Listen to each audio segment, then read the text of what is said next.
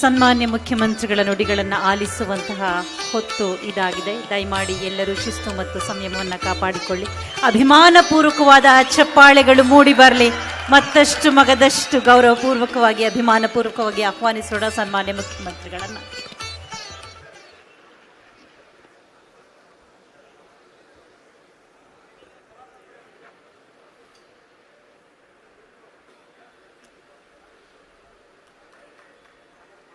ಮೂವತ್ತಾರನೇ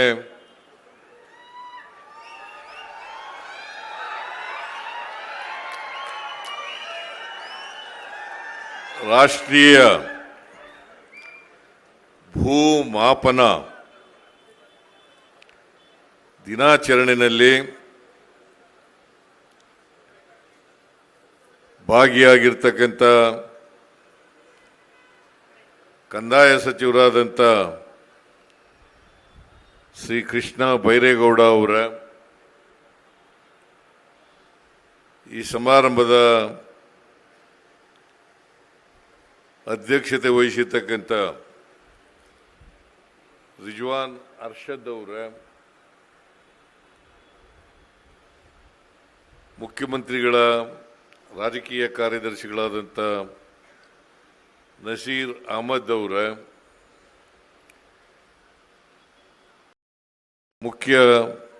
ಸರ್ಕಾರದ ಮುಖ್ಯ ಸಚೇತಕರಾದಂಥ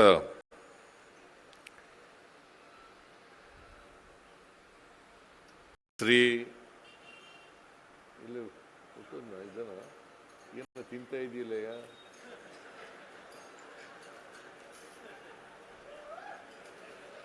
ಮುಖ್ಯ ಸಚೇತಕರೇ, ರಾಣಿಬೆನ್ನೂರು ಶಾಸಕರಾದಂಥ ಶ್ರೀ ಪ್ರಕಾಶ್ ಅವರೇ,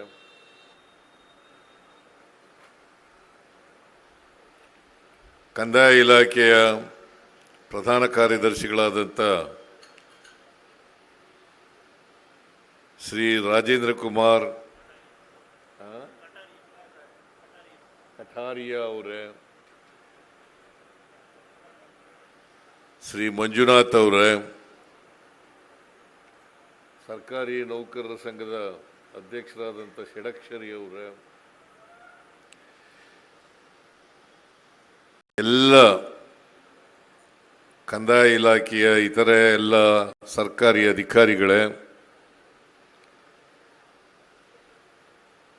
ಇಲ್ಲಿ ಇಷ್ಟೊಂದು ದೊಡ್ಡ ಸಂಖ್ಯೆಯಲ್ಲಿ ಆಗಮಿಸಿರ್ತಕ್ಕಂಥ ಇಲಾಖೆಯ ಸಿಬ್ಬಂದಿ ವರ್ಗದವರೇ, ಇತರ ಎಲ್ಲ ಬಂಧುಗಳೇ, ತಾಯಂದಿರೇ, ಮಾಧ್ಯಮದ ಗೆಳೆಯರೇ, ಇವತ್ತು ಬೆಂಗಳೂರಿನಲ್ಲಿ ಭೂಮಾಪನ ಮತ್ತು ಸೆಟ್ಲ್ಮೆಂಟ್ ಇಲಾಖೆ ವತಿಯಿಂದ ರಾಷ್ಟ್ರೀಯ ಭೂಮಾಪನ ದಿನವನ್ನು ಆಚರಣೆ ಮಾಡ್ತಾ ಇದ್ದಾರೆ. ನಾನು ಇಡೀ ರಾಜ್ಯದ ಜನತೆಗೆ ಈ ರಾಷ್ಟ್ರೀಯ ಭೂಮಾಪನ ದಿನಾಚರಣೆಯ ಶುಭಾಶಯಗಳನ್ನು ಕೋರಲಿಕ್ಕೆ ಬಯಸ್ತಾ ಇದ್ದೇನೆ.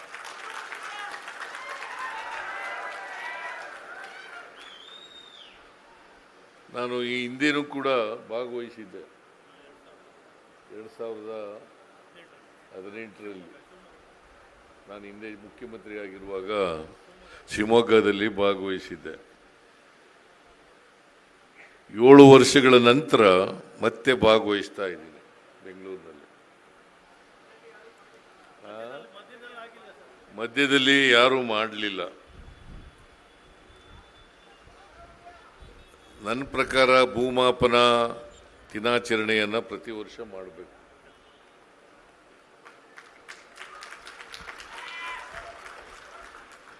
ಸರ್ವೆ ಮತ್ತು ಸೆಟಲ್ಮೆಂಟ್ ಇಲಾಖೆಯವರು ಭೂಮಾಪನ ಮತ್ತು ಏನು ಸೆಟಲ್ಮೆಂಟ್ ಅನ್ನೋದಕ್ಕೆ ಕನ್ನಡದಲ್ಲಿ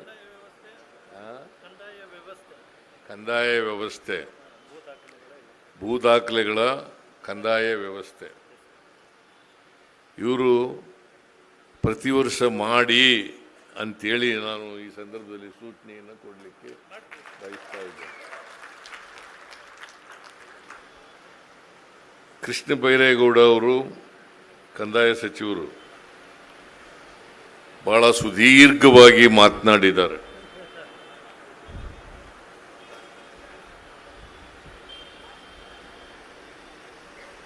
ಅಂದ್ರೆ ಅದರ ಅರ್ಥ ಇಲಾಖೆಯನ್ನ ಸಂಪೂರ್ಣವಾಗಿ ಅರ್ಥ ಮಾಡ್ಕೊಂಡಿದ್ದಾರೆ ಅಂತಕ್ಕಂಥದ್ದು.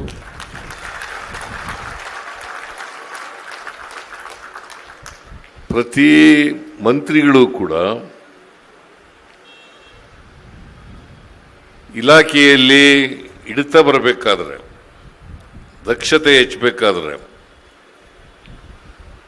ಇಲಾಖೆಯನ್ನ ಬಹಳ ಚೆನ್ನಾಗಿ ಅರ್ಥ ಮಾಡ್ಕೋಬೇಕು.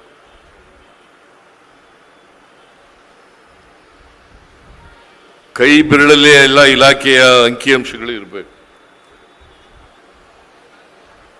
ಆಗ ಮಾತ್ರ ನಾವು ಸಮರ್ಥವಾಗಿ ಇಲಾಖೆಯನ್ನು ನಡೆಸಲಿಕ್ಕೆ ಸಾಧ್ಯ ಆಗ್ತದೆ.